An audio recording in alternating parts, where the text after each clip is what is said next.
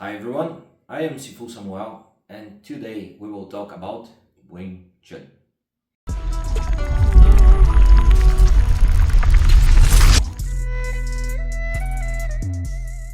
Well, first of all, let's start explaining a little.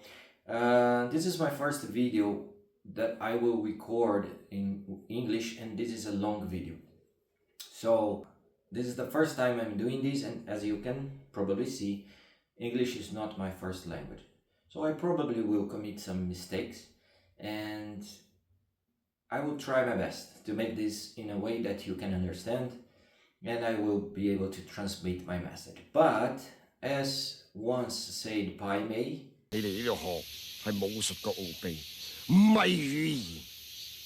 so now that we have the words of the wise, we can keep going about martial arts. My idea here is to present Wingtsun because since the beginning, because all the time, even with all the effort with Wingtsun people around the planet, we have a lot of misunderstandings and we have a lot of mistakes, really serious mistakes about Wingtsun. People don't know or judging Wingtsun completely wrong. So here, very important about me, I don't do this kind of moral judgments or valor judgments. It's not about Wingtsun or something else. What is better, what is not. This is not my intention here. My intention is present Wingtsun for people that have this intention to practice this martial art or has the intention to practice some martial art can look to Wingtsun and maybe, oh, this is what I would like to do. So because of this misunderstanding can take this person from this way, and this person will never have chance to experience the benefits that Wingtsun can bring to us. My idea is make Wingtsun more common, let's say, in our understanding. Having this in mind, let's start the beginning. What is Wingtsun? Well, Wingtsun is a martial art that born around 300 years ago. And some people will say that Wingtsun born with a woman called Mui.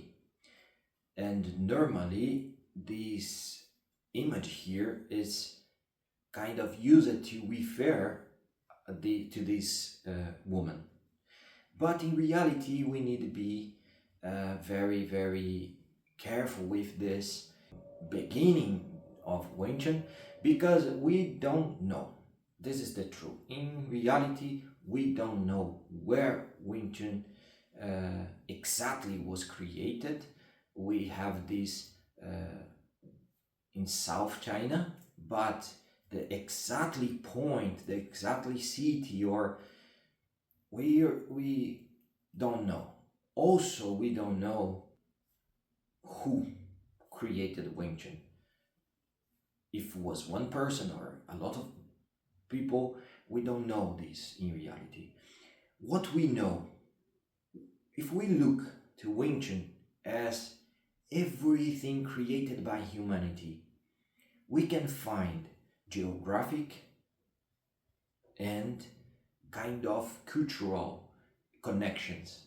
And then we can understand that yes, Wingtsun born in the south of China, and it probably born in a moment when that region was having a lot of, let's say, political problems because of who was ruling in that moment, and let's say groups of people that was being chased by this government, that was being attacked by this government. At the same time, some rebels that was trying to kind of go against the government. So again, who is right, who is wrong here? It's not this.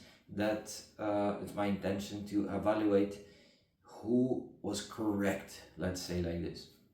We just need to analyze, at least to understand that this martial art born in this cultural moment when you had a lot of, let's say, civil troubles inside of the southern China. Also, Wingtsun born to fight against martial arts that was already being trained, being practiced there. So it has cultural and has geographic limits. With time, Wingtsun started to be spread with a lot of people, and this started to be developed following these type of things, following necessities that was specifically from regions, from certain parts of the planet, because yes, Wingtsun started to spread, and Southeast China, more countries there, also in Europe, and here I am already jumping in time to say these type of things. So Wingtsun was being adapted and being absorbed by culture and people from different parts of the planet, and these make Wingtsun also suffer adaptations and modifications that sometimes still following what people call a traditional, let's say, branch, and others was kind of transforming these in a way that people was calling more modern or progressive branch. Well, again, who is right or wrong, what is better or not, this is the practitioner will decide. What is good for you is you decide. What more we can talk about Wingtsun? Wingtsun, it's in general, in many of these branches, it's a martial art that focuses in economy of movement, simultaneous attack and defense, the center line theory that is not just for Wingtsun, but it's very important in our martial art. And also we can talk about this concept of self-defense. This is really important about Wingtsun.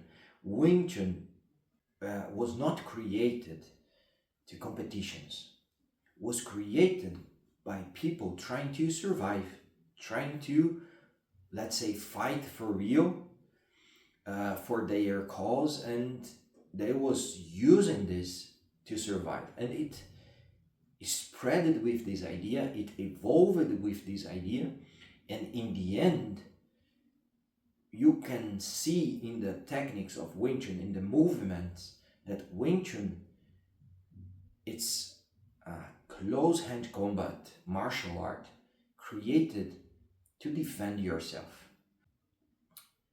This it's a very important, let's say, part of Wingtsun, because it kind of gives to Wingtsun a characteristic that is it's the soul of Wingtsun. I can see many people doing a lot of mistakes because they try to put Wingtsun inside of competitions, and this is it's a terrible thing to do with this martial art, because it was not designed for this type of situations. This is subject for another video, but what we need to have in mind here, that Wingtsun has characteristics that's sometimes is specifically for this martial art, sometimes it's kind of part of a region or other martial arts that was kind of dividing times with Wingtsun. Also, we need to separate Wingtsun in SWTA. Well, in the second part of this video, we will talk about how is my vision of Wingtsun and how I teach, how I try to spread Wingtsun. To me, Wingtsun has also a kind of philosophical meaning, a philosophical concept inside, because I see Wingtsun as a very important tool that help us to develop ourselves as a human. So in my point of view, and this is a really personal point of view, this is how I teach in my school, and I have my name in my school exactly because of this, because I don't want spread Wingtsun copying anyone.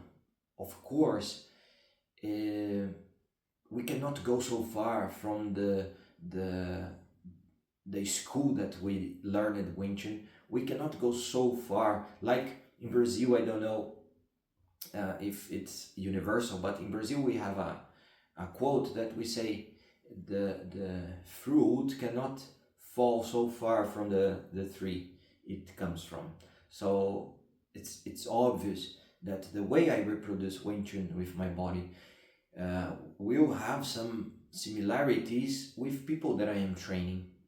But in the end, I think the final objective, final goal, better saying, of Wingtsun is help you to find yourself in this martial art. We have Bruce Lee talking about this a lot of years ago. For the new generation, maybe don't know who's Bruce Lee, but Bruce Lee, it's very easy. You can Google it very easy. Bruce Lee was, if not the most important, but one of the most important, let's say, exponent, the person that will, spread martial arts in the 20th century. And he has a really deep connection with Wingtsun. It is also subject for another videos. Bruce Lee was talking about this. How can you express yourself using martial arts as a vehicle that will help you to do it? So I have this concept too, I have this idea too, that Wingtsun can help you to find yourself, to discover your goals, your will, find you properly, the real you.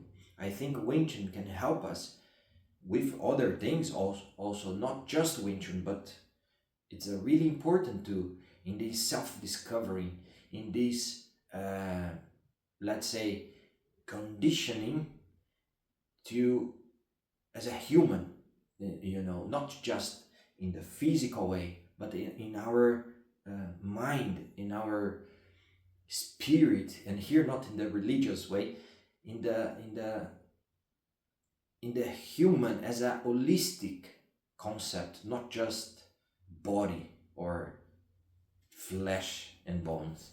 Well, I think this is enough to hear for a first video trying to introduce Wingtsun. So if you like how I talk about Wingtsun, how I do this, follow the channel, give the like in this video, it helps a lot. Till the next video, thank you very much and see you there.